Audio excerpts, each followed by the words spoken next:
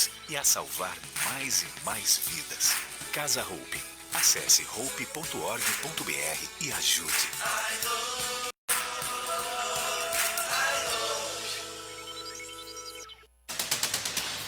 As notícias da Câmara Municipal de São Paulo estão aqui na Rádio Trianon.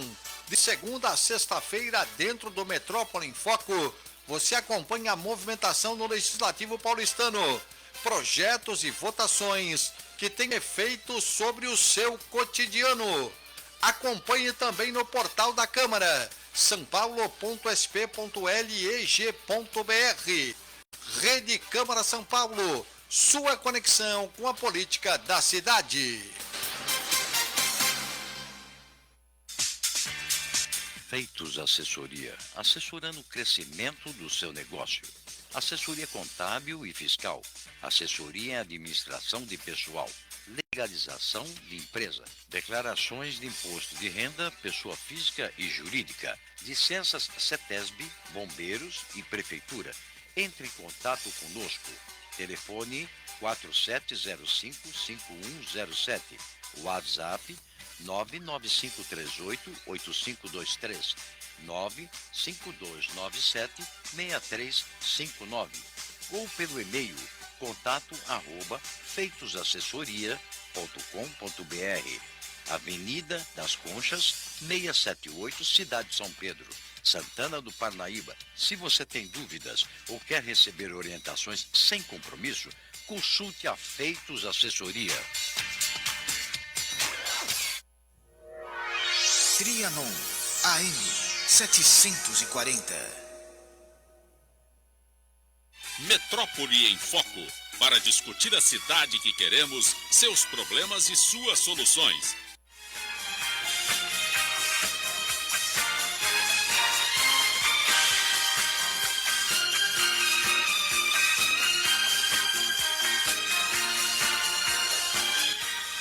E aqui no Retorno Metrópole em Foco, nós estamos recebendo Viviane Moraes. Viviane Moraes, ela é candidata a vereadora pelo PDT, aqui de São Paulo, né? O número é 12221, depois nós passamos aí. 121. 12121. Passaram 12221. Oh, já estou pedindo voto para outra pessoa. Para outro candidato. Aí, então vamos aqui, é 12, olha, já começamos aqui. É programa ao vivo, viu? 12121. No repassa é isso que dá. Advogada, docente em Direito, mestre em Design. Sim, olha, depois design. Eu te conto se você quiser. Pela Universidade... É em Morumbi. em Morumbi. O mestrado. Mas eu sou graduado em Direito pela PUC. Pela São PUC, Paulo. Especialista em contratos, especialista também em tributária aí pela PUC, né? MBA em Gestão Estratégica pela Universidade de Ibirapuera, graduada em Direito pela PUC, como ela falou. E ela se propõe aí, um dos projetos aí, caso ela venha tomar a cadeira ali no Legislativo paulistano, é brigar aí pela taxação, né? De tributos, de impostos. E ela ainda fala aqui por grupos tidos como minoritários, saúde da mulher negra, acesso à educação e direito à cidadania. Acho que é um foco que, independente, né? Eu acho que todo mundo devia lutar pelos esses direitos à cidadania. Os 55 vereadores e depois todos os outros que não se elegeram. Exato. E sabe o que eu penso? Antes de nada, bom dia, hein? Bom dia. Bom dia lá pro nosso pessoal. Bom dia. Sabe o que eu penso? Quando a gente fala em educação, não é só educação formal. Não é. Eu acho que as pessoas precisam ter condição de interpretar o mundo, sabe? Fazer essa leitura.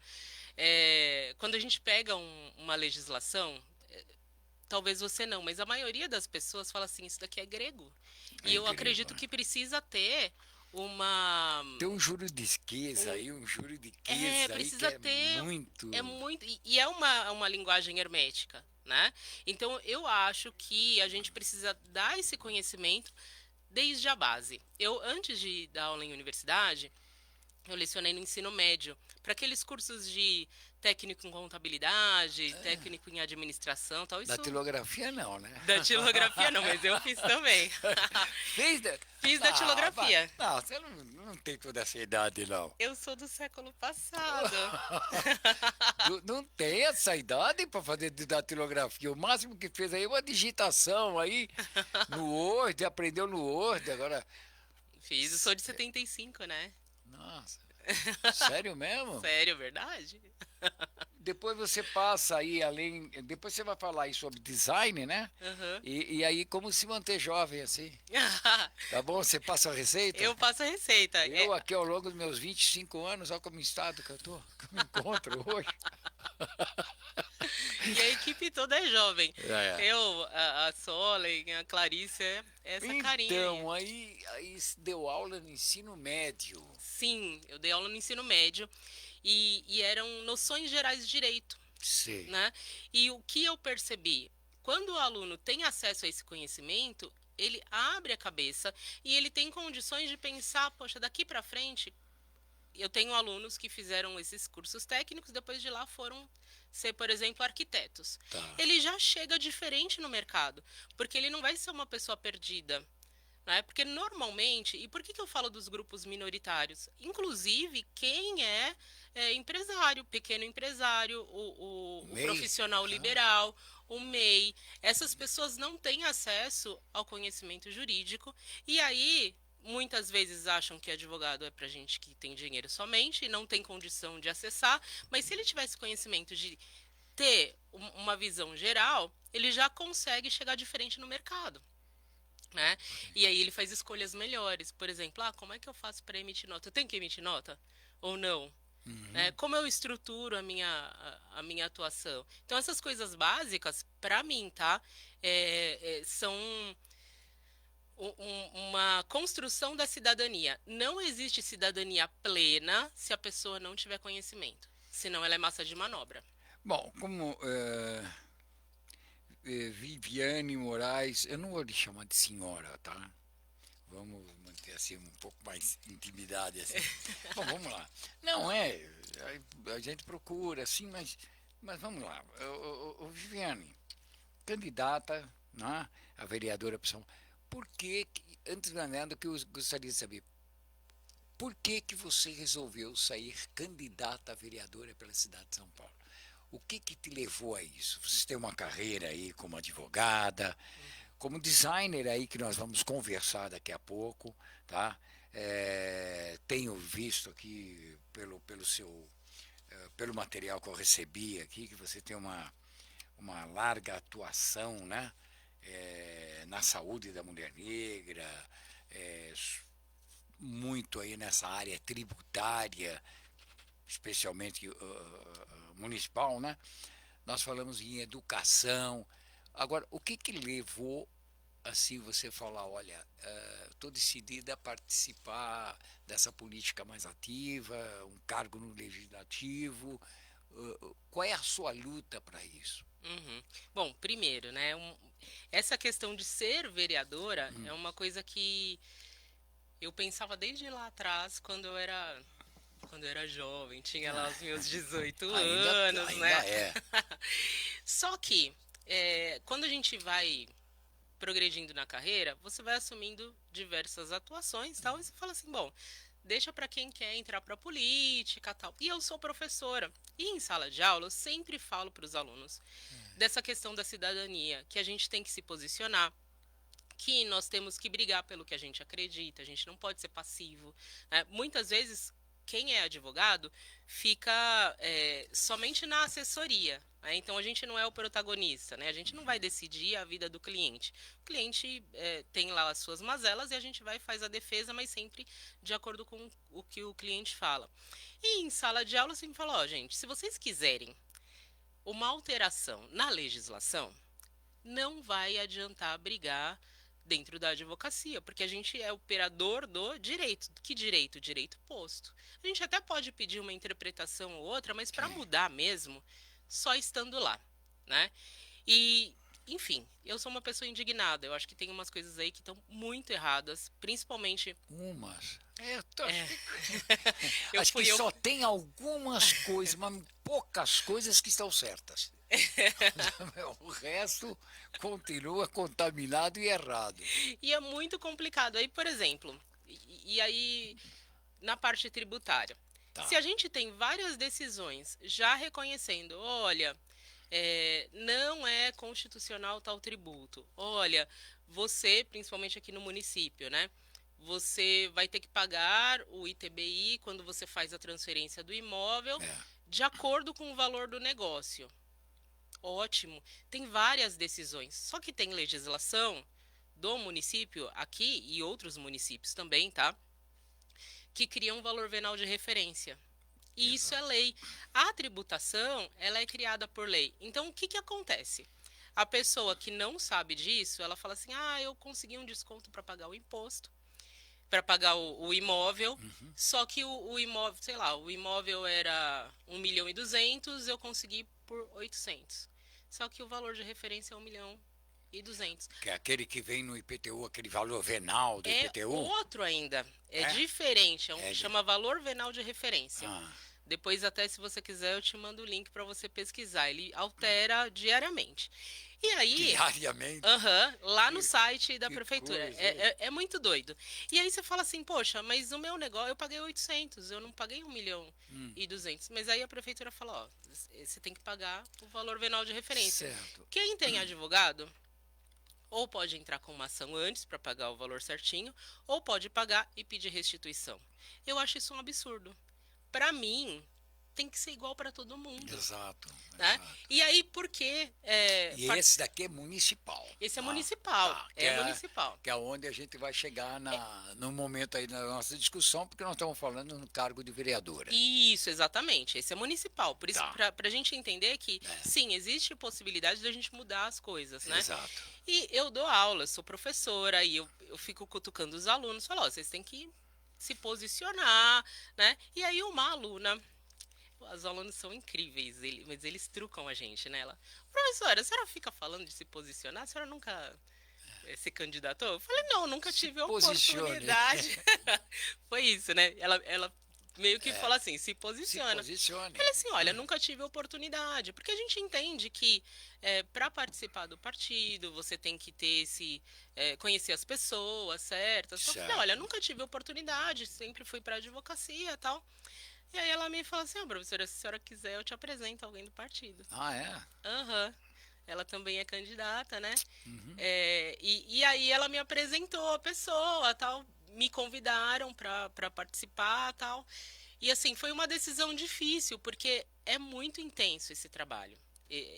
Esse trabalho de você se expor, o trabalho de campanha, todas essas escolhas, né? Porque como candidata, mulher e negra, eu não posso parar a minha vida, né? Eu continuo com a advocacia, continuo dando aula. Essa é a sua profissão. Exato. Então, assim, eu acrescentei um negocinho a mais nos pratinhos que eu equilibro, né? Fora a vida pessoal, né? Sim. Então, a decisão foi por conta desse meu desejo já anterior e veio a oportunidade até por conta dessa minha aluna, né? E dá aula onde? Eu leciono na Universidade de Ibirapuera. Nossa, peraí, deixa eu ver se eu estou entendendo aqui. Eu estou vendo que você tem a sua base, seu endereço está ali na Zona Norte, é isso? No Tucuruvi. Exatamente. Aí você vai para a Zona Sul. Exato. Você vai lá para Interlagos. Eu vou lá para Interlagos. Para a Avenida Interlagos, ali perto da Yervante, que Sajiquian. É lá mesmo. Você vê que eu conheço São Paulo um pouco aqui na mão. Lá na Unib, naquela Universidade de Ibirapuera, em frente. Agora é um supermercado. Agora é o açaí, Tem um supermercado ali, eu conheço bem ali. Isso, e eu tô lá há 12 anos. 12 anos. Jardim Marajoara, aquela região. Isso, exato. Tá vendo que eu conheço um pouco de São Paulo, eu conheço um pouco de São Paulo ali. E isso daí é diário? Não mais. Eu já cheguei a dar aula todos os dias. Porque é mais fácil morar lá, né? Pra sair da Zona Norte. Sair do Tucuruvi? É Tucuruvi, mas a minha família toda tá aqui, né? tá aqui na Zona Norte, né? Então, eu acho que eu gosto de ficar perto, né? Mas que caminhada. É uma caminhada. É uma caminhada. Você está atravessando São Paulo. Eu atravesso São Paulo. Bom, desde sempre, porque eu moro na Zona Norte, Sim. praticamente desde os 2 anos de idade, né? E aí, assim, desde a faculdade, eu fiz faculdade, fiz 2 anos de letras na Universidade de São Paulo, depois eu fui para a PUC, que é a Zona Oeste, e aí sempre trabalhei em escritórios da Zona Sul. Então, A PUC lá da Monte Alegre. Da Monte Alegre, Tá. né? Então eu sempre andei a cidade inteira, para mim não tem tempo feio, né? Não, isso é bom, né? Porque a gente vai conhecendo, né? E conhecendo as pessoas, Conhecendo né? as pessoas. Bom, você é lá da região da Zona Norte, do Tucuruvi, dá aula aqui, e é lógico, a sua base está mais focada mesmo no Tucuruvi. Uhum. E aí você conhece os problemas da região norte, da Zona Norte. Sim. Né?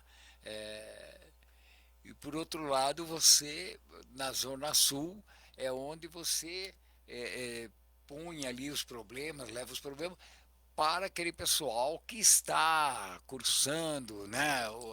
Que eles estão ali, né, na faculdade de Direito, aquela coisa. Bom, como é que você trabalha com isso? Você leva aqueles problemas e dá aquilo como exemplo também? Sim. O professor é aquela pessoa que conta os causos, né? Então a gente conta, né, tudo que acontece, né? Tanto na nossa região, às vezes com algum cliente, óbvio, sem indicar nomes, né? Mas eu acho que a gente tem um propósito de ampliar a vida das pessoas. E ampliar, assim, pensar assim, como esse outro vive? Será que a gente pode ser um agente de transformação? Eu tenho essa preocupação, né? Para que, quando a gente for embora dessa vida, Sim, a gente deixe alguma coisa melhor do que a gente recebeu, sabe? Algumas coisas a gente não consegue mudar, mas outras a gente já vê, né, que são possíveis. O slogan, pelo menos do programa aqui, é discutindo uma cidade que queremos, né? E acabei colocando mais alguma coisa, porque acho que mais importante do que discutir uma cidade que queremos é também discutir uma cidade que não queremos. Sim.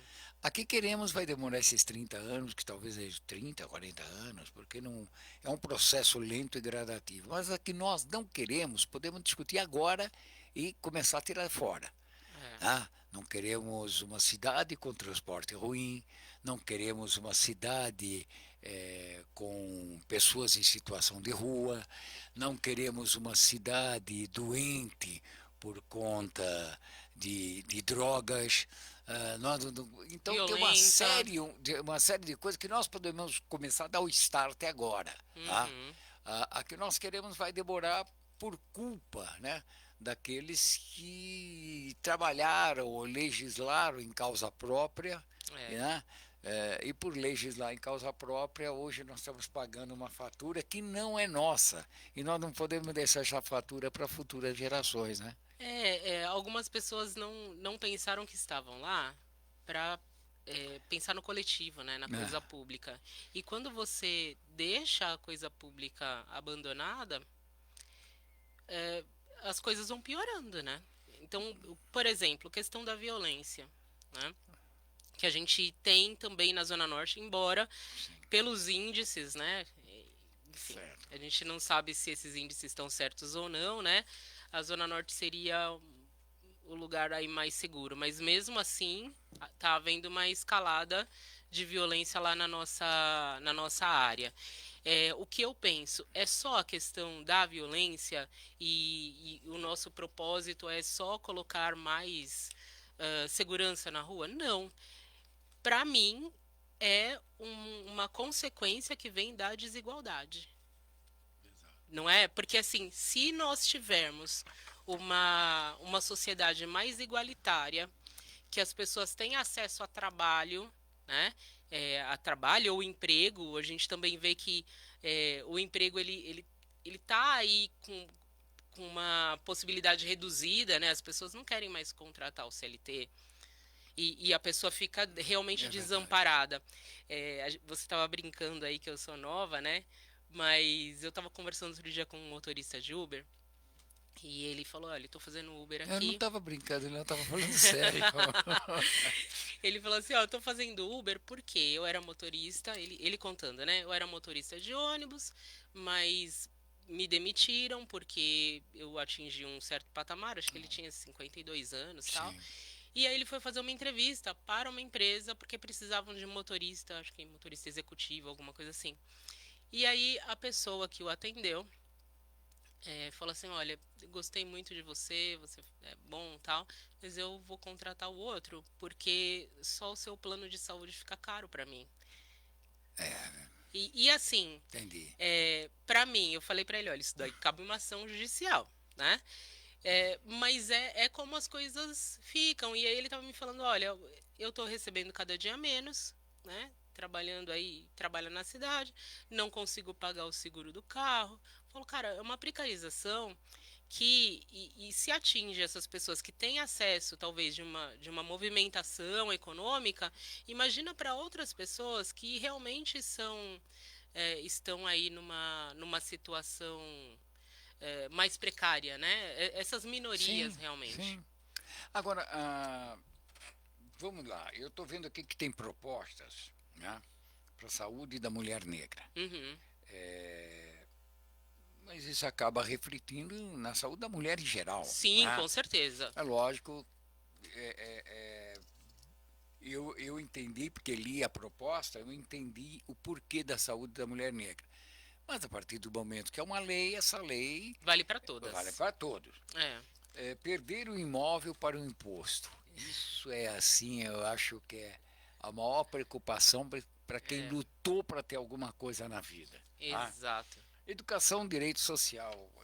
Eu acho que tudo tem que começar pela educação. Você não chegou aonde chegou, não é uma professora por acaso, porque você teve uma professora lá na ponta, né, que lhe deu esses primeiros passos para chegar. O professor tem que ser alguém mas muito valorizado, porque ninguém tem profissão nenhuma sem ter o professor. Eu acho que só nem no nosso século passado, viu? É no século retrasado que muita gente abdicava de ter professor, né? Abdicava não, os pais falavam, minha filha não precisa, ela vai ser dona de casa, ela precisa bordar. Tinha aquele negócio, né? Quem precisava estudar era o homem, né? Quem precisava que era o provedor da casa. Hoje não existe mais isso. Mas lá, naquela época, e eu estou falando porque minha avó, né? E aí eu estou falando minha avó, que é do milênio, né? Lá, 1910, né, minha avó.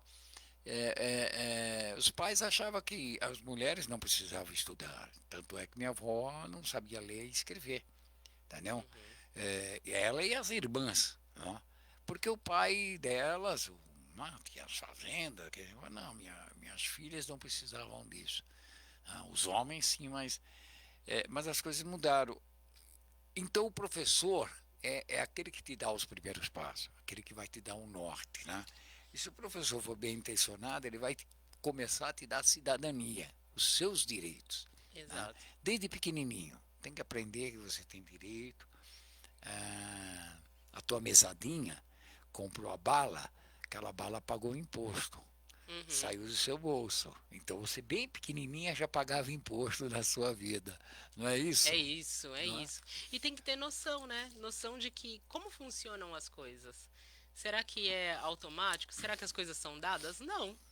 Né? A gente carece de transferir esse conhecimento porque muitos pais também não conhecem. Então acaba sendo uma transferência de falta de acesso. Né? E candidata, quando se fala na saúde da mulher negra, é porque a mulher negra sempre foi mais vulnerável, né? Dentro desse contexto social, não é isso? Isso. A vulnerabilidade, né? Os direitos, parece que ela é mais forte que a outra, isso, aquilo, né? Vai tocando, é isso? Isso, existem algumas literaturas, né? Eu participei de uma aula, eu estou buscando aí entrar no doutorado Tá. em direitos humanos, né? Eu acho que é muito importante a gente pensar no direito das pessoas, tal. E o meu tema foi do artigo foi a saúde da mulher negra. Por quê? Muitas pessoas, muitos médicos, inclusive, têm essa visão que a mulher negra não precisa, por exemplo, tá com dor, não, ó, vai passar, vai fazer o parto, eles às vezes demoram para dar a anestesia, né? Entre outras coisas, né? O diagnóstico de algumas doenças, por exemplo, miomas, endometriose, são doenças que acometem outras mulheres? Com certeza. Mas a mulher negra, ela tem um aumento, né, de casos em que ela sofre esse tipo de doenças e muitas vezes o diagnóstico é tardio. Então essas mulheres acabam chegando, sofrendo muito com sangramentos, e aí a pessoa fica, às vezes, debilitada para trabalhar, né? E tem que tocar a vida. Como se, né? Enfim, problema seu. Você aguenta, né? É isso, né? A mulher aguenta. Não, isso é normal. Né? Então participo de um grupo com várias profissionais, né? Eu na área do direito, mas tem psicóloga, tem uma fisioterapeuta pélvica, uma educadora. A gente pensa em propostas de atender essa mulher, né? Não só a mulher negra, óbvio, né? Mas atender essa mulher que tem essas questões de endometriose e mioma. Porque são específicas e, às vezes, o ginecologista demora para diagnosticar. Bom, isso pode virar um projeto de lei municipal que todas as UBSs, todos os equipamentos públicos de saúde, pelo menos dentro do município, tem esse olhar diferenciado já, né? Que cria um núcleo. A nossa ideia, e assim, o meu sonho, né, é que tenha um núcleo especializado, né, que essas pessoas sejam treinadas, porque a gente não vai trazer só os especialistas. Tem que treinar os especialistas que já foram contratados, para que eles consigam fazer esse diagnóstico e, às vezes, talvez não criar esse tipo de problema. Por exemplo, tem algumas coisas que são criadas por uso de o anticoncepcional, que é um hormônio. Então, será que você tem que, enfim, usar esse tipo de medicamento ou não? Senão a mulher chega lá no final, sabe qual é o resultado final disso? Muitas vezes ela vai ter que ir para a cirurgia, vai ter que tirar, né, o útero e tal. Exato. Enfim, é brutal, né? Brutal. Tudo bem, às vezes... Porque eu vi aí que indiscriminadamente tinha médicos que receitavam aí para adolescentes, né, a anticoncepcional por conta de espinha. Exato. Quer dizer, mas só que não falava o seguinte, o que isso vai trazer um pouco mais para frente no futuro, né? Exato. E a gente aqui não está falando assim, não tem que tomar anticoncepcional. Não é isso. Não é isso, né? Mas de que forma isso deve ser ministrado? Ninguém está falando. Né? Não, eu também não sou. Mas de médico louco todo mundo tem um pouco. Não é, mas é só porque como a gente... Sim. E aí, assim, pensar numa questão de saúde pública, qual é a consequência... né, desses medicamentos ou outros. E aí eu vou trazer uma coisa que é uma coisa ancestral, tá? Que eu tenho pensado com a escravização, né, das pessoas negras aqui no Brasil, as mulheres, principalmente, ou elas iam para, enfim, trabalho... né, na lavoura tal, e algumas ficavam dentro das casas e ali elas eram maltratadas, estupradas, usadas como prostituição, usadas pelos senhores, etc, etc. Eu tenho lido alguns textos falando assim que a questão do útero da mulher negra vem marcada por esse DNA de exploração. Então, por isso que a gente tem que dar uma atenção porque existe aí um histórico. Aí eu não estou falando de direito, estou falando Sim. de uma coisa mais, Sim, talvez, sim. espiritual, sabe? Entendo. Eu acredito Tá. que tenha essa questão, né? Não é seguro, por exemplo, para essa mulher, enfim, usar esse útero. E aí vem todos os problemas, né? A gente tem o racismo estrutural. Tem. Essa mulher às vezes fica lá sofrendo com dor e ninguém atende, né? Nós temos, bom, aí falando em racismo estrutural, eu tenho aqui uma série de relatórios do Observatório Brasileiro da Desigualdade, que fala que revela que mais de 50% das mortes de homens negros, né, poderia ser evitada com políticas públicas. Com Tá? certeza. E isso daqui não sou eu que estou falando, não. É um relatório do Observatório Brasileiro de Desigualdade. Por outro lado, nós temos aqui adolescentes vítimas de violência letal e identificada nas bases de dados da Secretaria Estadual, da Secretaria Estadual aqui de São Paulo. 90% desses jovens vivem uma situação de pobreza extrema. 2/3 abandonaram a escola e metade morreu menos de um ano após a saída da Fundação Casa. E aí nós estamos falando o quê? De pessoas que vivem, cidadãos que são da cidade de São Paulo, problemas que por falta de políticas públicas, por falta de uma visão, e por falta de... Porque não adianta você entrar somente no legislativo, e discutir o plano diretor, quantos prédios pode se construir na cidade de São Paulo, o que não, né?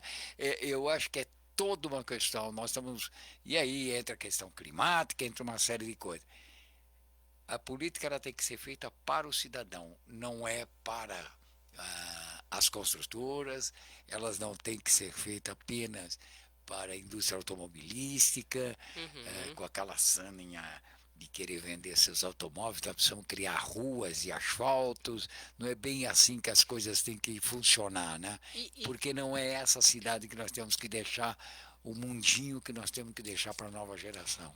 Eu penso, né, na cidade, quando a gente vai viajar, você vai para a Europa e tal, você anda de metrô, anda de ônibus, aí você fala assim, nossa, que lindo esse metrô em Lisboa, nananã.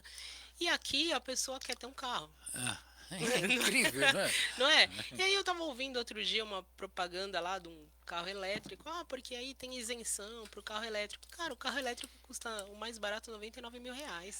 Não é para todo mundo. Então, como a gente constrói uma cidade que seja para todos? E essa questão da violência que você trouxe, Sim.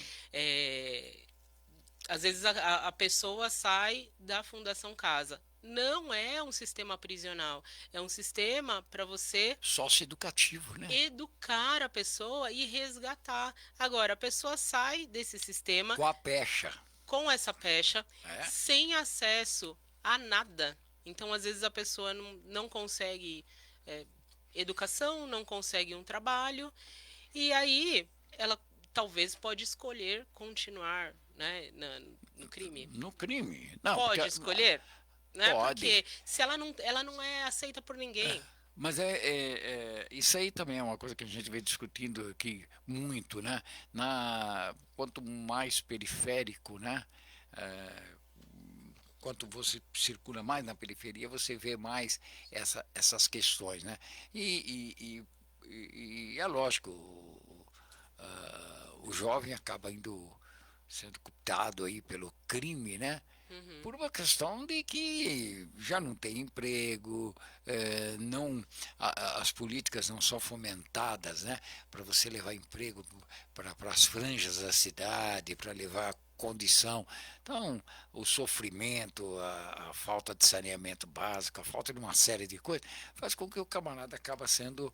Ele acaba indo para o crime porque é o único lugar que pegou ele, porque ele não tem emprego, ele não tem... E ele é o cidadão que ele precisa, né? Ninguém consegue viver sem dinheiro, não é verdade? Não consegue. E além disso, né, quando a gente pensa o que a pessoa precisa, né, esses direitos humanos básicos, eu acrescentaria aí, que eu acredito, o direito ao lazer. A gente vive numa cidade em que eu tenho opções, óbvio, né, para fruir a cidade, mas são poucas opções. A gente não vive no Rio de Janeiro que tem a praia. Nós Né? não temos. A gente não tem. Mas, poxa, será que eu consigo fruir das praças? Será que eu consigo ter acesso aos parques? Será que eu consigo realmente criar essas políticas públicas para que a pessoa tenha esse alento? Porque, óbvio, a pessoa vai precisar da educação, vai precisar do emprego. Aí você fala, poxa, Viviane, mas você quer que a pessoa seja um robô, né? Ela vai lá, trabalha, volta para casa, tal. Não, tem que ter direito ao lazer também, né? Precisa fomentar essa cultura para que todos tenham acesso. Senão fica uma cidade que só quem tem acesso a pagar Exato. vai poder, né, se divertir. Então, qual seria a diversão? Ir para um bar, gastar, ir para um cinema, mas tudo vai depender de dinheiro, né? E o lazer é super importante, né? Porque você tem seu horário de trabalho, seu horário de sono, mas se você não tiver o horário de lazer, o horário de diversão, nada disso também adianta para você, né? Não é só acordar, trabalhar e voltar para casa, dormir, essas coisas não, né, não são bem assim. E isso aqui é muito importante. Depois eu quero passar isso aqui. Olha, então, dentro da sua área do direito, como a gente poderia, por exemplo, aqui, como a, a Viviane, eleita vereadora, como levar que tipo, esse projeto para diminuição desses impostos? E aí você está falando do imposto, de vários impostos, né? Talvez um ISS, que é Imposto sobre Serviço, mas para quem está lá na franja, para que você precise dar incentivo fiscal para alguma empresa se instalar no Grajaú, na cidade de Tiradentes, talvez na Brasilândia, falta mercado de trabalho. Esse pessoal tem que sair e circular 3, 4 horas dentro de uma condução. Sim, né? Verdade. Fica circulando 3, 4 horas dentro de uma condução para chegar ao mercado de trabalho. Todo mundo fala assim, vamos habitar o centro, mas esquece que as pessoas também moram, não é só o centro. Nós temos que trazer o centro também, levar para as extremidades. Para as extremidades. E aí você acaba levando a cultura, o lazer, porque começa o investimento. E os pequenos negócios também que começam a prosperar, né? E posso falar dessa questão de levar para as extremidades, né? Eu sou da Zona Norte e você ficou assim abismado que eu trabalho na Zona Sul. Eu falo que tem que ir, porque você tem que circular, não sei quanto tempo você leva, como é que você vai. Então, tem gente que vai de automóvel, o nosso transporte público é precário ainda para tudo isso também, né? Então assim, por exemplo, esse exemplo de Tucuruvi Interlagos dura pelo menos 1h30, né?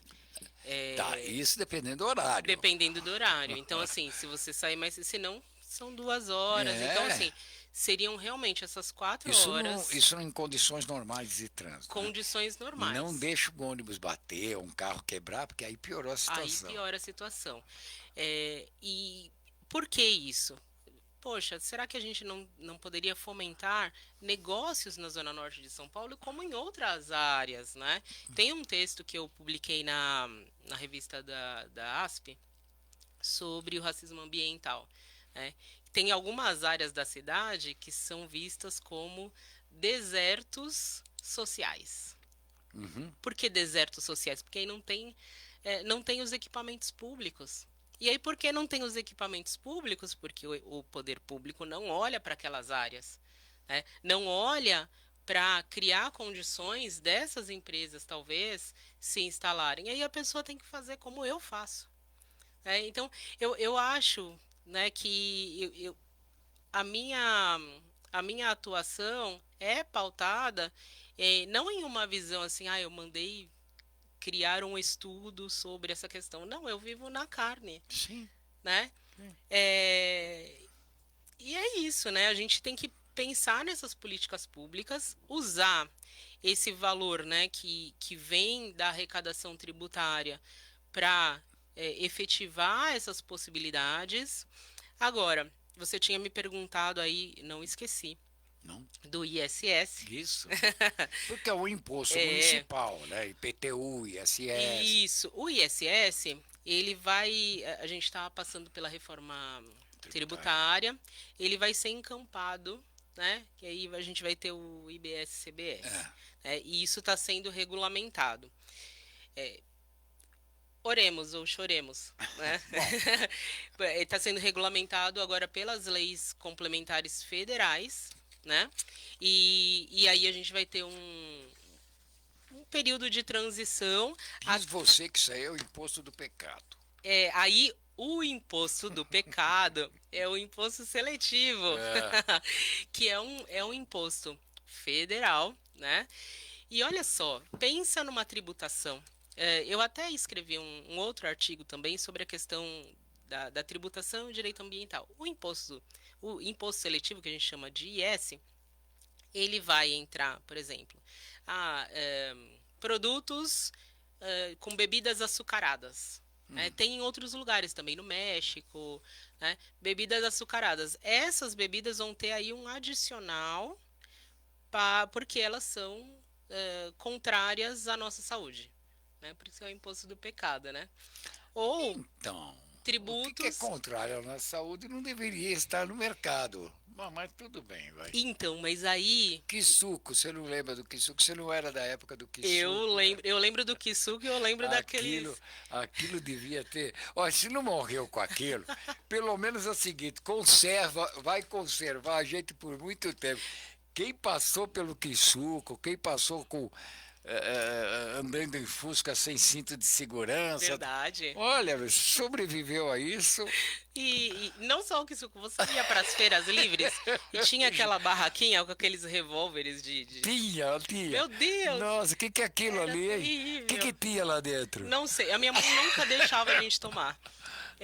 Não deixava. Mas você não fugiu alguma vez e falou, não, eu quero experimentar essa droga? Eu tinha curiosidade, e aí eu confesso pra vocês que eu tinha curiosidade. Só que agora eu falo assim, eu não tenho coragem, não. Não, aqui nem churrasco grego, né? É isso. Essa é uma loucura, né? Então, assim, como é que a gente pensa, né, da tributação? O ISS a gente está tendo... Tem, né, essa tributação fixa que já é organizada e vai vir a alteração pela reforma tributária, IBS, CBS, e a gente vai ter essa mudança. Agora, quando a gente pensa no IPTU, eu não sei se você concorda comigo. É difícil pagar o IPTU.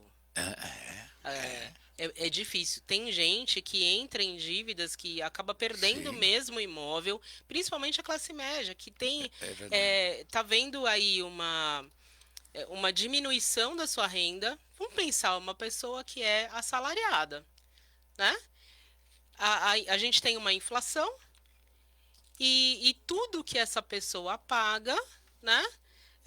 Ela vai ter que ver o que ela vai fazer. Eu vou colocar o dinheiro no mercado ou eu vou pagar o imposto? Então, acho que a gente precisa ter uma reestruturação desses valores que vão ser cobrados, tá? E isso cabe à Câmara Municipal. Cabe à Câmara Municipal, tá? Eu busco pensar nesse olhar. Como a gente pode trazer essa mudança para o munícipe? Né? Porque muitas vezes não é só o quanto você arrecada, é como você distribui. Exatamente. Porque assim, se eu arrecado um determinado montante e eu devolvo para a sociedade, se eu devolvo saúde, se eu devolvo educação, se eu devolvo outros benefícios, concorda que a pessoa fala assim, puxa, eu tenho educação aqui, eu consigo usar a escola pública, e aí esse recurso volta para mim. O que eu vejo, olha, por exemplo, nós tivemos aí, tem ainda, né? Essa legislatura vai até o final do ano de 2024. Né? Quem foi eleito esse ano só assume a partir do dia 1º de janeiro. Mas nós entrevistamos aqui, abrimos espaço, porque São 55 vereadores. Está aberto o espaço durante os 4 anos para ouvir esses vereadores, que tipo de projeto, vamos discutir uma série de coisas. Esse ano que passou, nós ficamos discutindo muito o plano diretor. Tá? E o que esse plano diretor contempla? Não só o centro expandido, mas ele chega às periferias da cidade. Tá? O que ele está contemplando para aquelas pessoas que moram, vou voltar a falar, na Brasilândia, no Grajaú, bem na divisa com outro município. Eu não quero saber se esse plano ele só está no Brooklyn, no Campo Belo, sabe? Porque aí nós temos que visar aí as construções, as novas construções, os prédios, aqueles troços todos. E a gente discute. Mas então abre o espaço para esse tipo de discussão. E entra legislatura, sai legislatura, as conversas são sempre as mesmas, as pessoas ficam de rabo preso porque eu tenho que apoiar o executivo, eu sou da base do prefeito, eu não posso votar contra. Tem que votar. Você foi eleito, você tem uma plataforma, você tem um discurso, você tem que ser eleito. Foi eleito por aquilo, é por aquilo que tem que lutar. Exato. Entendeu? Se falou, você está falando aí, por exemplo, a população negra na cidade de São Paulo, ela é maior que a população branca, todo mundo sabe disso. Mas é que mais sofre, porque aqui está mais aonde está essa população? Está mais na periferia.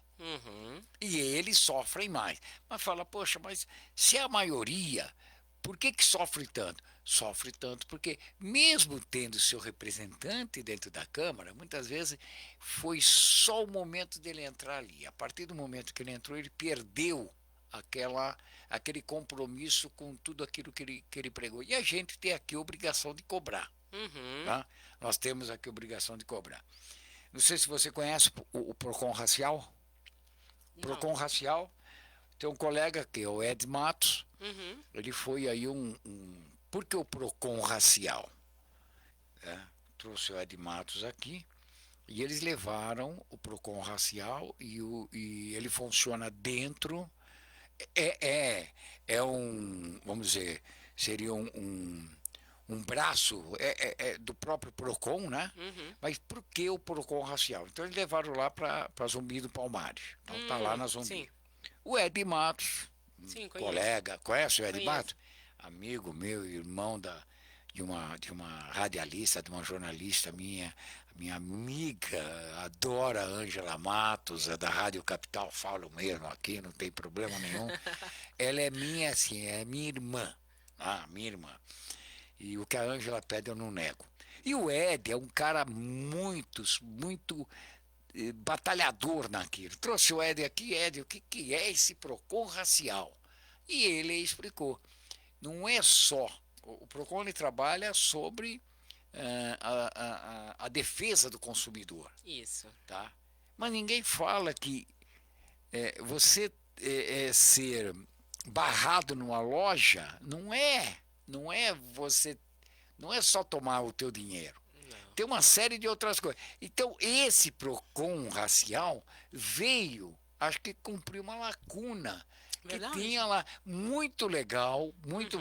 Falei, vai ter que falar para todo mundo que isso aqui existe. Precisa divulgar, né? Muito. Que isso aqui existe. É do governo do estado, não deixa de ser, porque está ligado ao PROCON. E posso dizer, Pode. muitas vezes a pessoa que sofre esses problemas de racismo, esses episódios, ela se sente triste, magoada, Inferiorizada, revitimizada quando ela vai buscar o direito dela. Porque ela vai para uma delegacia, aí eles registram de uma forma errada. Ela vai buscar a resposta da justiça, muitas vezes a justiça fala, não, isso daí é um mero dissabor da vida diária. Exato, eu já ouvi isso. Mero dissabor da vida diária. Isso. Eu fico tão... Não é? Tá, fica irritada. Realmente como mas fica mesmo, você fala que é um mero dissabor, mas quem é que está falando que é mero dissabor? E o próprio juiz não passa por isso? Não passa. Entendeu? E assim, tem uma série de outras coisas. Agora, tem muita gente que não consegue, né, entrar na justiça por uma falta de coisa. Não tem um advogado, não tem acesso. E aí eu vou lhe passar, talvez, pode ser, assim, mais uma, além da saúde da mulher negra, além do projeto um projeto aí para não se perder o imóvel, um projeto também aí que você tem aí um projeto de educação, direito social, né? Uma defensoria pública municipal. Então, porque nós temos a defensoria pública estadual.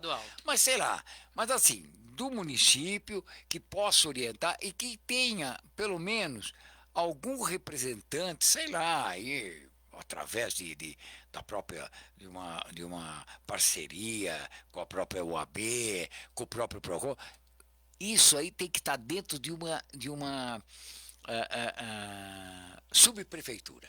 Se estivesse dentro da subprefeitura, é mais fácil a pessoa chegar à subprefeitura do que ela sair lá do fim do mundo para chegar aqui, tomar um chá de cadeira, muitas vezes não tem. Nós distribuímos 20 senhas. Coitada da pessoa que chegou. Esse e de repente você. É complicado, né? Porque a pessoa fala assim, e às vezes a pessoa chega no escritório, ai, doutora, eu não fui para a defensoria por causa da senha, eu não consegui chegar lá no horário, porque aí tem uma janela pequena, né, de atendimento. Eu até compreendo também, porque não, você tem que dar atenção para a pessoa, isso aí não é. Os recursos são finitos, né? Essa pessoa hoje pode procurar, às vezes, uma universidade. Lá na Universidade Ibirapuera, a gente tem esse atendimento para a população carente da Zona Sul, né? Daquele entorno. O que eu penso, né? A gente tem a justiça estruturada, pelo menos a justiça civil, dentro da área estadual, ou a gente tem a justiça federal, né? Para criar esse tipo de atendimento, além do atendimento, eu vou além. Eu criaria centros de mediação. Porque são meios adequados de solução de conflitos. Além de você dar esse atendimento em que a pessoa poderia entrar com uma ação judicial, trazer para ela outras formas de resolver. Desafoga o judiciário, né? E você coloca o direito na mão da pessoa. Eu não sei se é revolucionário o que eu falo, né? Mas é bom, mas, nós estamos no século XXI. Não é? Eu acredito que o que a gente puder tomar para nós e para não deixar na mão de um juiz, não que o juiz não tenha o seu papel, tem, né? Mas muitas vezes quem entra com a ação, o autor entra com a ação, o réu vai se defender e na sentença os dois ficam irritados porque os dois se sentem não atendidos pelo Estado, né? Então, talvez os meios adequados de solução de conflitos, por meio aí de uma mediação, de uma conciliação, talvez isso seria mais interessante. Ou a arbitragem, né? Porque a gente conseguiria resolver essa questão de uma maneira muito mais rápida, sem esse problema. Sem esse litígio todo, sem aquela coisa. Mas isso aí dá para fazer alguma coisa. Porque eu fico olhando, São Paulo, quando a gente fala da cidade de São Paulo, nós estamos falando do país. São 12 milhões e meio de habitantes. Sim. Quando se fala de uma subprefeitura, nós estamos falando de uma subprefeitura que ela tem que atender uma região que tem mais ou menos 500 mil habitantes. Poucas cidades nesse país têm 500 mil habitantes. Pouquíssimas cidades, nós vamos contar nos dedos. Só que São Paulo tem 32 subprefeituras e não existe nenhuma com menos de 500 mil habitantes no seu entorno. É muita coisa, tá? Muita coisa mesmo. Então, eu acho que nós temos que olhar a cidade de São Paulo legislando para um município, mas com os olhos voltados como se estivesse falando de um país. Exato. E falando em país, eu acho que tem uma coisa que eu não coloquei aí, mas eu tenho alguns amigos que são imigrantes, né? Vieram da África. Essa questão a gente precisa cuidar. Os refugiados. Às vezes a pessoa fica meses sem documentação e sem documentação ela não consegue fazer absolutamente nada. Ela não consegue pegar um telefone celular, porque ela não tem o CPF. Né? Aí, sem celular, ela não tem acesso ao Uber, ela não tem acesso a nada. Então, assim, a gente precisa estruturar em São Paulo esse atendimento a essas pessoas que vêm. Claro, São Paulo recebe todo mundo. Né? Recebe esses refugiados, recebe as pessoas dos outros estados e a gente precisa estar preparado, né? Para realmente ser esse ponto de redução de desigualdade. Eu acredito muito que aqui a gente tem uma coisa que as cidades do interior não têm. Eu morei, quando eu era criança, tinha 13 anos, numa cidade do interior, chamada Tarabai. Já ouviu falar dessa cidade? Da onde? Tarabai. Mas é em São Paulo? É em São Paulo. Sabe Pela onde é? primeira vez, não. Já ouviu falar em Pirapozinho? Pirapozinho. Tá. Já ouviu falar? Já. Tarabai é perto de Pirapozinho. Mas eu acho que o ouvinte não ouviu falar. Tarabai e Pirapozinho. Não ouvi falar. Nem de Pirapozinho? Não, Pirapozinho já por outras questões. Tá. Mas assim, quase não se fala também. Não, é perto de Presidente Prudente. Agora sim. Sim. Ufa, agora sim, Você né? morou no centro, né? No centro, Presidente Prudente. E aí, região, né? É aquela região. E Tarabai, na época, tinha as duas avenidas e as travessas. Acabou. Né? E todo mundo ficava sabendo da vida de todo mundo. O que você foi fazer lá em Tarabai? Meu pai passou num concurso público e aí ele foi lotado na fronteira, né? Então, na época, e aí foi a família inteira, né? Eu, meus dois irmãos, minha mãe, meu pai, enfim. Foi bem legal, emocionante. Quem nasce em Tarabai, que é? Tarabaiano? Ou tarabaiense. Precisamos verificar. Eu nunca ouvi falar de Tarabai. É interessante, Desculpa aí o povo tarabaiense, mas eu nunca ouvi falar, não sei nem se tem prefeito lá. Tem, uma cidade. Então, uma cidade tem 2 ruas, uma avenida. Naquela época, acho que hoje deve ter mais, né? Deve ter 3. Era em 88, né? Nossa. 88, eu morei lá com a minha família e tal. E assim, eu lembro que uma vez minha mãe e meu pai, eles compraram uma máquina de lavar. Quando meu pai chegou lá na padaria, já sabiam da máquina de lavar, já sabiam da marca. Aqui em São Paulo, a gente tem essa possibilidade de viver uma vida anônima. É a cidade dos fofoqueiros. Ali só tem candinha. Todo mundo conhece a vida de todo mundo. Máquina de lavar. Tua mãe comprou aí a máquina de lavar da mãe da Viviane. Né? A gente tem aqui essa possibilidade de crescer. Então, quando você vem para São Paulo, você fala assim, olha, eu vou focar e vou trabalhar. E a gente consegue.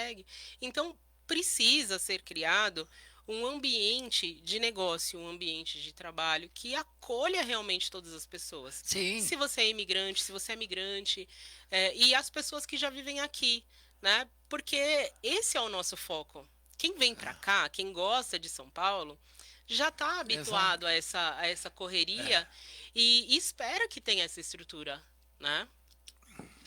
Então, isso é apenas um sonho ou pode se tornar realidade? Eu espero que seja realidade, né? Eu tô aqui. Vai que a gente vai tentar sonhar, né? É. Para sonhar você precisa deitar, precisa dormir. Precisa dormir. E aí você pega um mistério aí do sono profundo, não? Verdade. Você ficou sabendo do meu livro, né? O Mistério do Sono Profundo. É isso. Mas isso é uma coisa que nós vamos falar ali, ó. Né? Eu dei toda essa volta só para chegar no mistério do sono profundo aqui. Mas é legal. Olha, eu tenho esses dados aqui, candidato, sobre os adolescentes vítimas da violência letal. Uhum. Tá? Isso aqui são dados oficiais, que são dados que estão identificados na base dos próprios dados da própria secretaria, dessas secretarias estaduais, e aí eu falo Secretaria de Segurança Pública, Secretaria de Ação Social, de todas elas aí, né?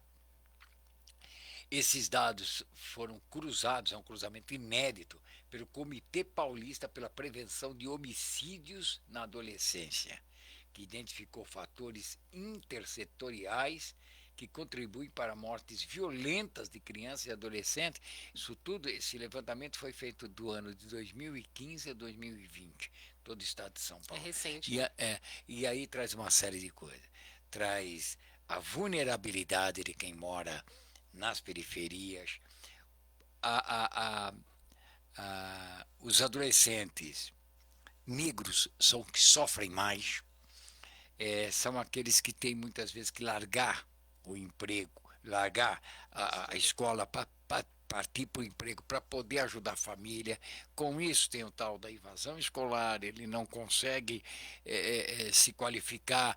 Conclusão, acaba indo, né, vamos dizer, para um desvio de conduta e vai para o crime. Aí vai para a Fundação Casa. Quando sai da Fundação Casa, que lá não aprendeu-se nada, não teve aquele trabalho socioeducativo, como eles dizem ter, ele volta defasado, não vai mais para a escola. Final das contas, a violência acaba sendo maior. E nós temos que pensar que a cidade de São Paulo, ela é campeã nisso tudo, né? E é um campeonato triste de vencer, né? Triste. Porque, para mim, a base é a educação. Você precisa cuidar dessas pessoas. É essa falta de cuidado que traz como consequência essa cifra de letalidade. E, claro, além de eles morrerem, né, com a violência, talvez dentro do próprio crime, né, tem a questão policial. Então, que precisa ter, eu assim, acredito, existe um papel, né, do poder público, de acordo com o direito mesmo. Quando a gente pensa em monopólio da violência, é só o Estado que tem o monopólio da violência. Então, só pode andar armado policial, né? A gente não acredita, né? Vamos desarmar a polícia. Não é a minha visão, né? Mas a gente precisa dar um treinamento para essas pessoas para reduzir também esse tipo de abordagem. Né? Exato. Porque é diferenciado. É diferenciado. Essas pessoas sofrem mesmo. Eu tenho um irmão, né? E eu lembro que minha mãe, quando a gente era novo, ela falava: leva o documento, não anda de qualquer jeito, né? Porque a gente que é pessoa negra, a gente não pode andar de qualquer jeito. Se você anda de chinelo, né? Saiu desarrumada, sem maquiagem, de chinelo, então você está chamando a atenção para alguém olhar para você com essa possibilidade de te suspeito, excluir. Né? Já virou Exato. Suspeito. E o gozado... Isso é o racismo, né? E assim, muitas vezes ele é abordado de uma forma truculenta por um próprio policial negro. Sim, então falta educação. Então, eu acho que, assim, sou a favor... Letramento racial. Exatamente, sou a favor que não só a polícia militar, mas a polícia também, o GCM, tem que ter câmera, sim, no uniforme, tem que... nós temos que registrar o que está acontecendo naquele momento, né? De uma série de coisas. E aí, bom, enfim, eu tenho alguma sugestão? Por gentileza. Tá bem aqui, nós vamos fazer isso. Bom, que tira a gente um pouco da jogada, mas vamos lá. Nós vamos falar em GCM aqui, né? Guarda Civil Metropolitana. A Guarda Civil. Nós temos aí um efetivo de 7.000 soldados, mas que muitas vezes aborda as pessoas de uma forma truculenta também. Não era para isso, ela foi criada para tomar conta dos patrimônio. Bens, né? E de repente ela virou uma polícia truculenta que aborda as pessoas, bom, enfim... mudou-se aí o contexto do que era a Guarda Civil Metropolitana, o papel. Né? A Polícia Civil, ela está ali para investigar. A polícia militar está ali para né? É ostensiva, é aquela, ostensiva. ela sim, né? Aí, de repente, cria-se uma polícia que é para os bens públicos e essa guarda, não é nem polícia, é a guarda, né? Que o Dória tentou fazer a polícia paulistana lá, aquele troço todo, né? E a própria justiça pediu que trocasse, que voltasse o nome de Guarda Metropolitana, mas a Guarda Metropolitana não é o nome que vai resolver, é a atuação. Aí deram para ela o poder de polícia. Ponto. E hoje eles têm um poder de polícia, são truculentos, a mesma coisa, quer dizer, nós somos aumentando, mas eles têm o poder de polícia, eles agem como policial, mas não pode, eles não tomam, quer dizer, eles não são, eles não são controlados como é a própria polícia militar. Não dá para você entender, né? O negócio aqui, no Brasil, qualquer coisa pode, né? Precisaria ter uma organização, ou, né, nós queremos que a GCM seja essa polícia ostensiva. Vamos integrá-la, então, à polícia militar. Exato. E por quê? Aí você consegue, com a organização dos treinamentos, fazer com que as pessoas atuem de uma forma mais alinhada. Exato. E, assim, acabar com a truculência. Eu sei que muita gente critica essa nossa visão, né, que eu acho que é a minha, é a sua também, né, da questão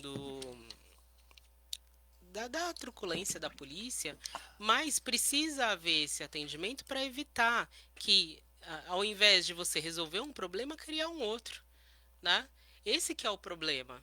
Então, esse policial, né, ele precisa conseguir rapidamente analisar a situação que está acontecendo naquele momento. Não é que ele nunca vai usar força. Não é isso. Porque, mais uma vez, o monopólio da violência é do Estado. Né? Eu e você, a gente não pode andar armado. Né? Não é para isso. Exato. Mas precisa educar essas pessoas. E eu vou fazer uma comparação com um dentista. Tá? O dentista, a pessoa está lá sangrando, ele não tem que estar treinado para saber o que fazer quando, sei lá, rompe uma veia, ele tem que ir lá rapidinho.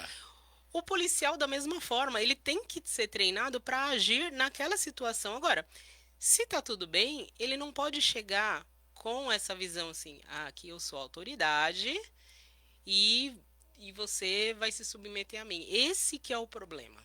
Acho que o problema todo é esse.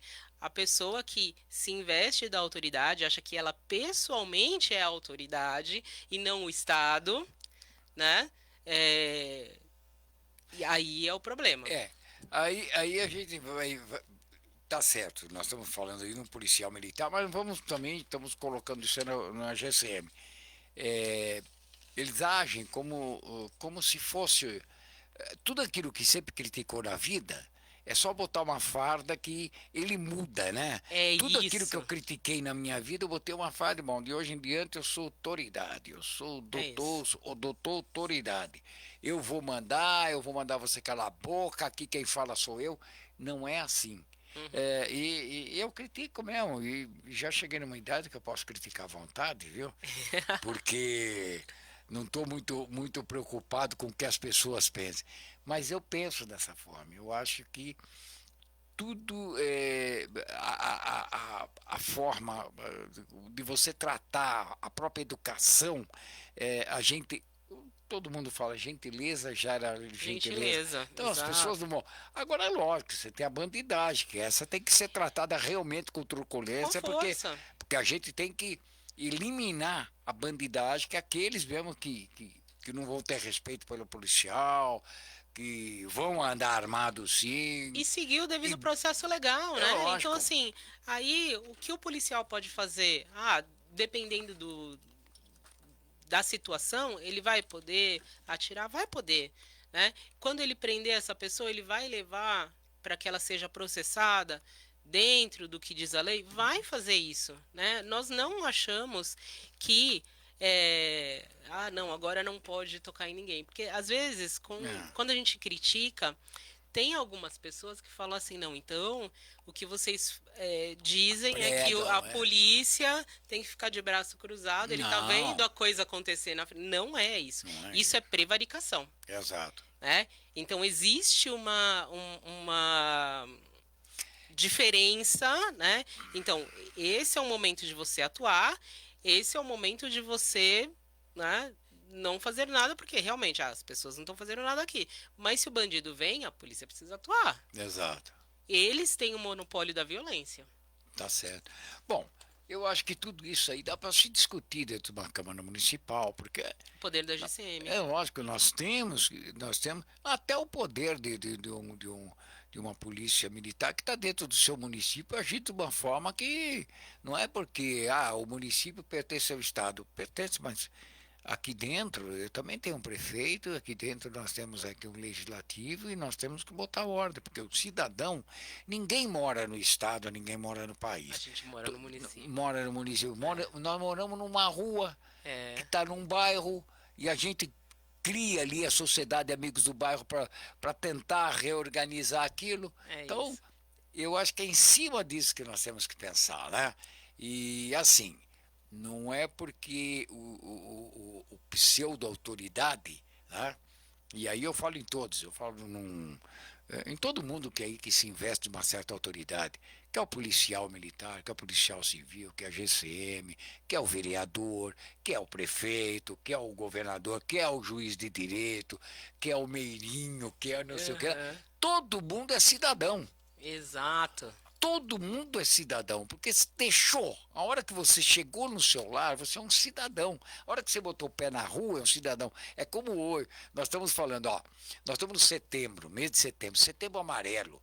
Nós temos aí a prevenção suicídio, mas nós temos também a prevenção acidentes de trânsito. Aquela briga, é motorista xingando o motor. Só que na hora que deixou a direção, botou o pé para fora, todo mundo virou pedestre. Sim. Não é verdade? Quando não se respeita, tá fora da faixa, olha o farol. Mas todo mundo vira pedestre. O gozado é o seguinte, que ninguém se deu conta sobre isso, que você simplesmente... Aí entra também a autoridade do cidadão. Eu entrei num carro, sou autoridade, o pedestre que se dane. Já percebeu isso, doutora? Sim, sim. Tinha aquele desenho, e aí eu vou... do século passado, né? Era da Disney, né? Que o cara entrava no carro, ele se transformava. Ele né? se transformava. Porque é existe. incrível como essas coisas acontecem. Mas eu acho, será que isso é próprio do cidadão? Aí entra Poder. a própria educação. Eu tenho algumas coisas aqui de ouvintes e de internauta que eles são indignados e falam o seguinte: gostaria que o candidato a vereador assumisse um certo compromisso. Primeiro, olha o que eles falam. Já tem uma verba, isso não está aqui no material. Bom, a pessoa torna-se vereador, ele está vereador, ele vai receber o seu salário mensal. Sim. Certo? Ele tem uma verba de gabinete que é para manter uma equipe trabalhando para ele. Depois ele tem uma verba alta que é para fazer as emendas parlamentares, que é coisa alta, não é coisa baixinha. É porque a gente está falando em São Paulo, né? Nós estamos falando de São Paulo. Mas aí fala o seguinte, bom, quando não se é o vereador, ele tem a sua profissão.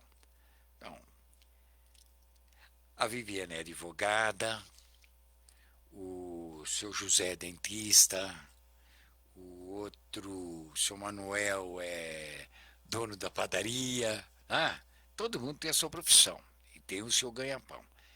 Virou vereador, primeira coisa, bom, tem as férias que eles param no dia 20, mais ou menos, de dezembro e só voltam em fevereiro. Ninguém consegue fazer isso na vida, eles conseguem. Depois eles trabalham 6 meses, cansaram. Aí fica julho inteirinho de férias. Para em junho, em meados do dia 20 e poucos de junho, e só voltam em agosto. Já percebeu isso? Sim. Ganhando. qual é a profissão que dá isso? Coitado do professor que não tem isso. Coitado do camarada que fica coletando lixo na rua, O que advogado não não tem isso. tem isso. Não, nem eu, nem eu. A nem gente eu. tem o recesso, mas a gente trabalha durante o recesso. Mas veja bem, mas que você tire até uma parte é um seu direito, Sim. certo? É um direito seu. Mas você não é subsidiada com dinheiro público, Uhum. certo? Se você deixar de trabalhar, o problema é seu. A conta vai chegar no final do mês. Sim. Agora, aqui não, aqui está recebendo, mesmo estando em casa. E reclamam. Então, tem um ouvinte que fala o seguinte, não, lei que dê para eles 30 dias de férias. Como Justo. qualquer ser humano. Como quer tirar no final do ano, que para tudo, por conta de Natal, de Ano Novo, isso aquilo, tira no final do ano, acabou. Mas não pode mais trabalhar 6, 7 meses, 8 meses e ganhar isso, fora o 13º, 14º, fora os benefícios que tem, que cidadão comum não tem. Aí perguntam, aí vem mais A perguntas pergunta do internauta. vem as perguntas do internauta e dos ouvintes. Tá, antes de tudo isso acontecer, ele adorava pessoas. Né? Depois ele abomina. tem a versão. Esse é um compromisso que eu tenho publicado Exato. nas minhas redes, que é o Gabinete de Portas Abertas. Ótimo. Tá? Gabinete de Portas Abertas. Vocês podem falar comigo a hora que for.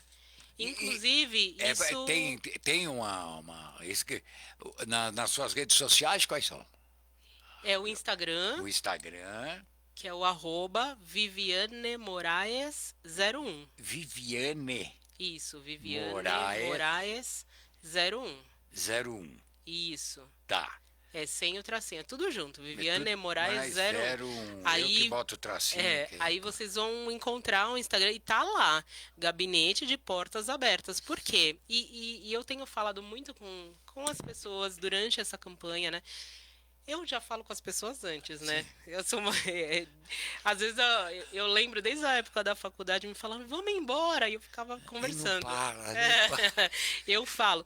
E aí uma costureira, que é a minha costureira, ela falou assim, ai, Vivi, minha vereadora, ela já tá me chamando de vereadora.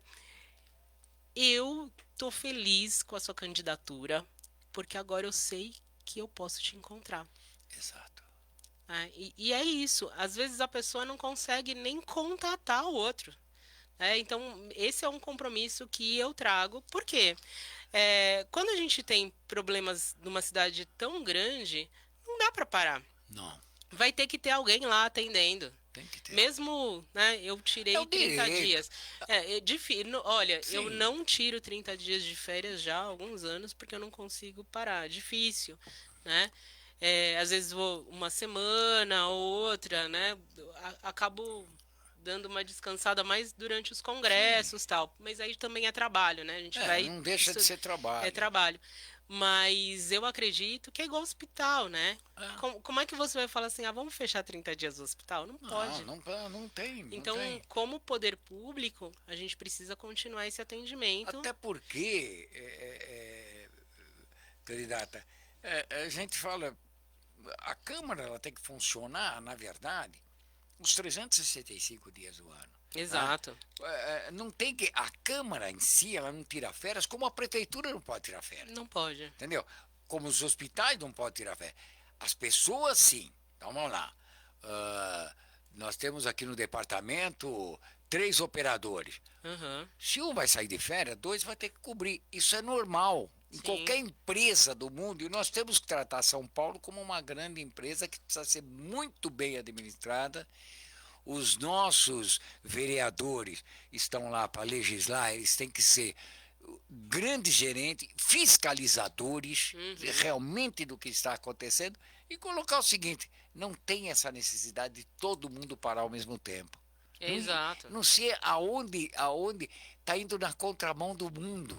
E vamos pensar assim, né? Pensa numa família, né? A gente vê as férias escolares. Às vezes, para a mãe, essas mães solo, ela fala assim, eu não tenho escola, o que que eu vou fazer? Exatamente. Eu não tenho dinheiro para colocar numa creche. E ela tem Então, que trabalhar. E ela tem que trabalhar, ela não tem Ela como não parar. tirou férias junto com as crianças. Ela não tirou. Às vezes, essa mulher não tem rede de apoio. É? Quando tem rede de apoio, deixa com a avó, deixa com a tia, Exato. né? Mas as pessoas estão trabalhando demais. Então, a gente tem que pensar, né, nessa manutenção, sabe? Do atendimento.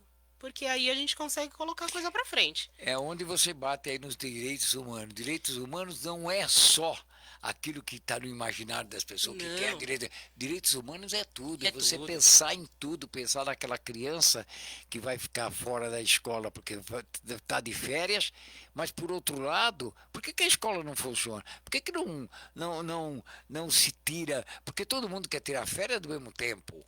Né? E tem as convenções coletivas, né? Um É. negócio amarrado. E o que Mas eu penso, né? É do então século passado, concorda? monitores, então É do século passado. Do século. Eles teriam que colocar uma organização, falar assim, bom, então eu vou ter uma equipe que trabalha nas férias, talvez, né? Para ter um outro. Tem algumas escolas que fazem curso de férias, né? É possível? É possível. Exato. Né? Pra Mas gente pensar em como essa pessoa desenvolve sua atividade, né? Exato. E quando se fala em educação, a gente tem que pensar que a educação ela não pode simplesmente parar. Hoje nós vivemos num mundo que não dá mais, não é o que era antes. Entendeu? Eu sou um pouquinho mais velho que você. Um pouquinho. Mas assim, nas férias não vou nem falar, porque a gente realmente tinha as férias do meio do ano, as férias de junho. Uhum. Mas não é porque era férias para descanso. É porque era um frio tão grande aqui em São Paulo, chuvisco, isso, aquilo, que era um frio danado. E como na minha época, menino pequenininho estudava de calça curta, entendeu? O máximo que tinha era uma blusinha por cima da camisa branca da gravatinha, era um frio danado. Mas no verão, nas férias de dezembro, passou de ano, estava tudo bem, a gente podia brincar na rua. Uhum. Hoje isso aqui é simplesmente impossível. Total. Né? Nossa. Mas brincava na rua com os amigos. Bom, Viviane é candidata, o número dela é o 12121 ou 12121 ou 12121, como você quiser. 12121, arroba Viviane Moraes 01, esse é o Instagram. Também se você jogar no Google, você vai achar uma coisa. Mas eu quero perguntar o que? Me fala um pouco da Carolina. Ah, Carolina é minha sobrinha. É um doce. É do sono profundo? Eu vou. E aí, eu escrevi esse livro, que é O Mistério do Sono Profundo. E eu vou contar como eu escrevi esse livro.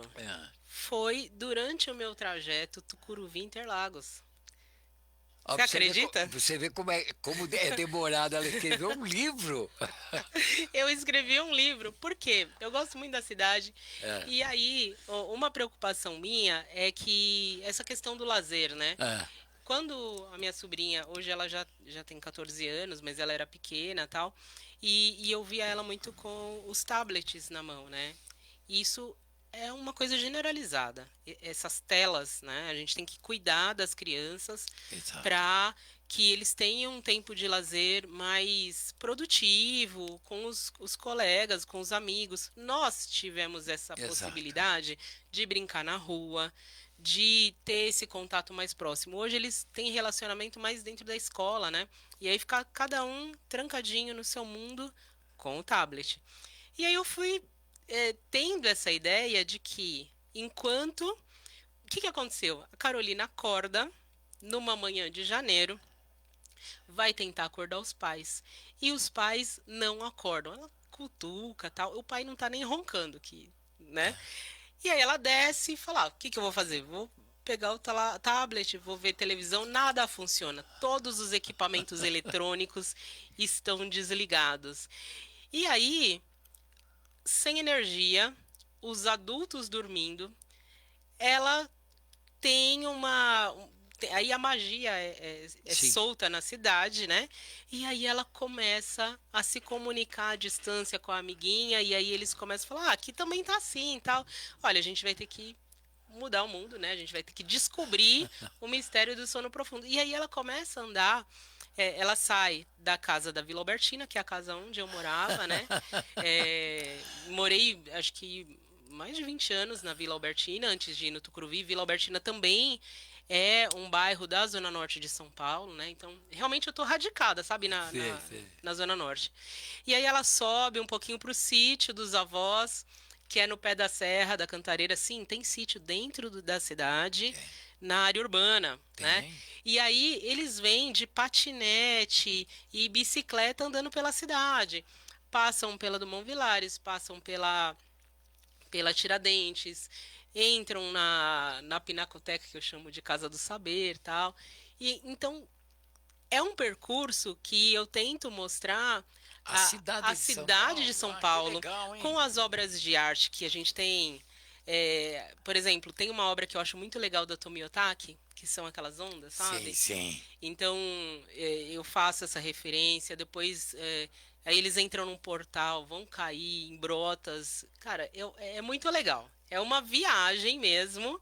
E aí, no final, eles descobrem o que aconteceu e conseguem... Que aí você não vai dar o spoiler. Eu não vou contar, mas é bem legal. Não é porque eu escrevi esse livro, mas para você ver como a gente pode aproveitar o tempo, né? Exato. Eu fico nesse norte e sul e a minha mente vai para outros lugares e eu acho que é isso, né? A gente tem que levar pro outro que tá no nosso coração. E esse livro tá à venda na Amazon também. Tá na Amazon. E-books. Isso, tem Olha, então você já está convidada a participar. Nós temos aqui toda sexta-feira, agora por conta das eleições é mais complicado, mas logo que passar as eleições, toda sexta-feira nós temos aqui a agenda cultural. Não, nós temos abre o programa, tem tempo e temperatura, tem as notícias da Câmara Municipal, tudo normal, das 8 às 9. E das 9 às 11 tinha a agenda cultural que era feita aqui dentro mesmo do estúdio. Só que vinha um escritor, um músico, um poeta, um compositor, um ator, e a coisa foi crescendo, que não cabia mais ninguém aqui dentro. Nós fomos para nossa frente ali, e essa agenda cultural virou o grande sarau da Trianon toda sexta-feira. Que delícia! E aí, assim, se você falar qual é a pauta, não tem pauta, não põe corda no meu bloco, não inventou o teu carro-chefe, não dá ordem ao pessoal, sabe aquela música Era assim, vem todo mundo, então tem um poeta e ele recita um poema dele, o outro já fala do livro, o outro já toca a música, o outro já mostra uma composição nova. Gente nova que está aparecendo. Abre espaço para toda essa turma que faz seu sarau da periferia. Eu trouxe o pessoal lá da Brasilândia, que são as brasas, né? Não sei se você conhece, vieram aqui, falaram da poesia, o pessoal que veio aqui mesmo da praça,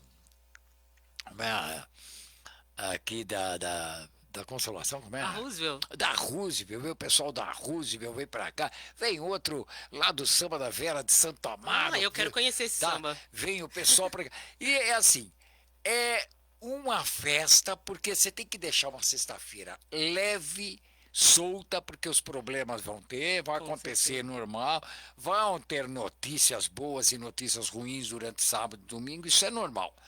Mas nós temos que dar opção e abrir espaço para essa turma nova que está chegando, que não tenha onde se apresentar. Daqui já saiu bons compositores, camarada que era tão bom, que saiu daqui, se apresentou, mostrou o seu trabalho para mais gente, e com isso, hoje, ele já musicou trilha de filme. Que máximo! Isso daqui é muito legal. Outros que acabaram se encontrando aqui, tinham papelzinho, tinham alguma coisa na cabeça, fizeram o quê? Se uniram e lançaram uma coletânea entre eles. ou a outra que é lá do Paraisópolis, a favela do Paraisópolis, de repente ela que fazia os livrinhos dela impresso à mão, escrevia ali, imprimia no mimeógrafo, coisa que não existe mais, ela Ela fazia. ainda tem? Tem. E de repente a Jussara hoje, Jussara Carvalho, a Pipa lá de Paraisópolis, que fazia as poesias e vendia ali para aquele pessoal, já deu um alço. E é legal o seguinte, porque um vai conhecendo o outro, então a tua rede vai aumentando. Ai, que bacana. Cultura e educação é que vai salvar esse mundo. É isso, eu acredito muito, e assim, eu acredito de verdade. Não é uma Mas coisa é o de que eu campanha. acredito, não. Quando você pesquisa aí, você fala assim, nossa, como é que ela só entrou agora na política, né? É. Porque a gente vai fazendo essas coisas porque a gente quer mudar o mundo.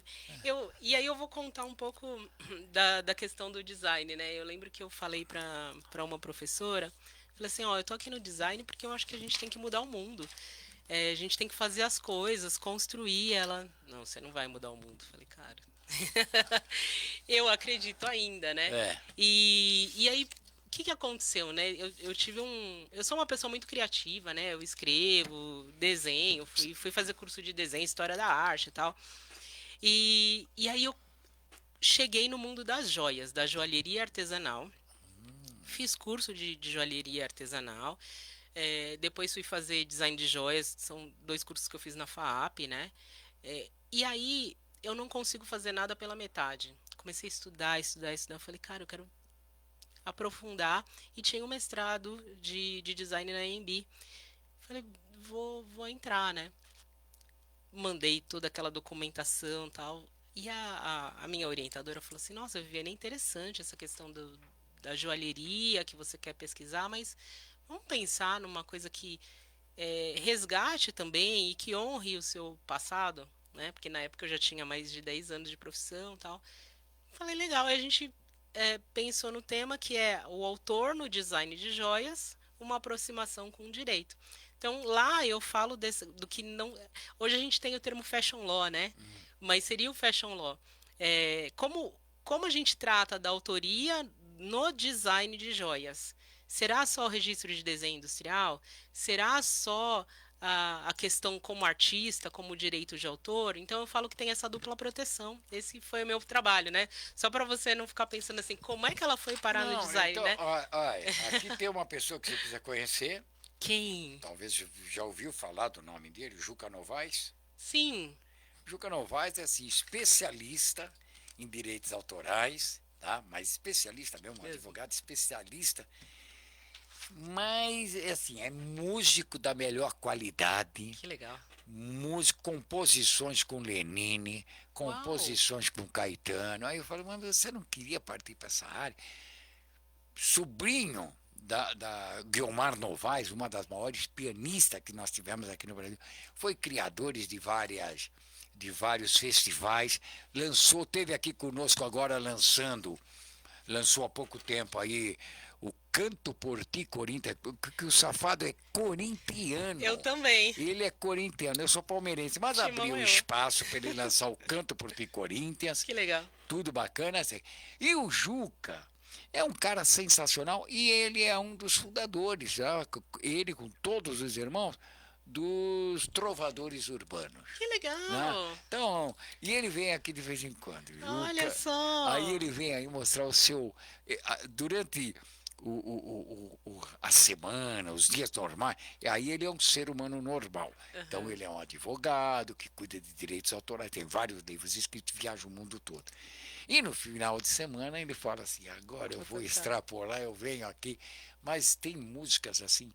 E é bacana porque eu coloco essa turma nova que está chegando com um cara que tem uma experiência, tem uma bagagem de Nana Caymmi, Danilo Caymmi, Lenine, essa turma toda com quem ele interage, e eu ponho em contato e é legal você ver. Eu acho que isso aqui dá um up assim, nas pessoas que tocam. Vamos lá.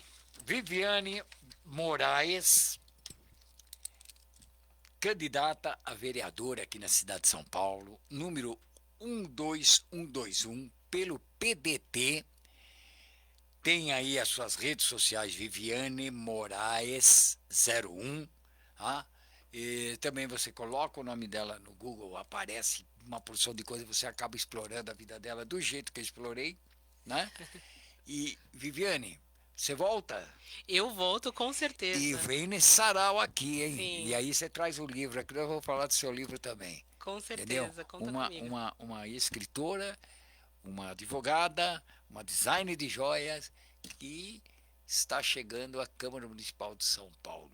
Conto Tá com certo? vocês. Conta comigo que eu conto com vocês. Depois eu cobro você lá na frente ano que vem, viu? É isso mesmo. Como vereador. Tá bom? Então nós estamos terminando o Metrópole em Foco de hoje. Lembrando que esse programa tem o oferecimento de Sicredi, que é a primeira instituição financeira cooperativa do Brasil. Recebendo aqui a candidata Viviane Moraes, candidata a vereadora aqui na cidade de São Paulo, essas eleições aí. E número 12121, que esse daqui é do PDT. PDT, Partido Democrático Trabalhista. Tá bom? E voltamos segunda-feira. Tchau! Oi, aqui é Ana Castela. Posso te dar uma dica? Com a poupança programada no Sicredi, você determina o valor e quantos meses quer